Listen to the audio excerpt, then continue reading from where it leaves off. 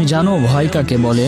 ভয় মানে মাদারা একা দাঁড়িয়ে আছে আর হাজারো সিনবি কাঁপছে। সে ছিল এমন এক মানুষ যার চেহারায় ছিল মৃত্যুর ছাপ, কিন্তু হৃদয়ে ছিল শান্তির নকশা। কিন্তু সেই শান্তি ছিল ভয়ঙ্কর।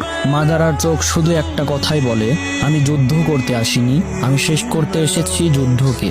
এক সময় সে বলেছিল, আমি সেই ছায়া যাকে কেউ ধরতে পারে না, কারণ আমি কখনো আলোতে দাঁড়াই না। তুমি জানো একজন মানুষ কবে হারে?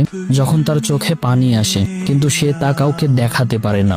মাদারা হেরেছিল না শক্তিতে না, সে হেরে গিয়েছিল ভালোবাসার কাছে। মাদারা শেষ নিঃশ্বাসে স্বীকার করেছিল, তোমরাই ঠিক ছিলে। আমি শুধু চেয়েছিলাম এমন এক জগৎ তৈরি করতে যেখানে আমার ছোট ভাইগুলো মরবে না, তারা আবার হাসবে। কিন্তু আমি ভুল পথ বেছে নিয়েছিলাম। মাদারা উচিহা আমাদেরকে শিখিয়ে যায়, পৃথিবীতে সবচেয়ে বিপজ্জনক মানুষ সেই ব্যক্তি যে কাঁদে না, শুধু ভাবতে থাকে। ভিলেনদের জন্ম হয় না, তাদের তৈরি করা হয়। সবচেয়ে কঠোর চোখের পিছনেও এমন এক কষ্টদায়ক ইতিহাস থাকে যা কেউ কখনো জানেই না। সে হারেনি, সে শুধু বুঝে গিয়েছিল এই দুনিয়াকে বদলাতে হলে শান্তি না, দরকার ভালোবাসার সাহস।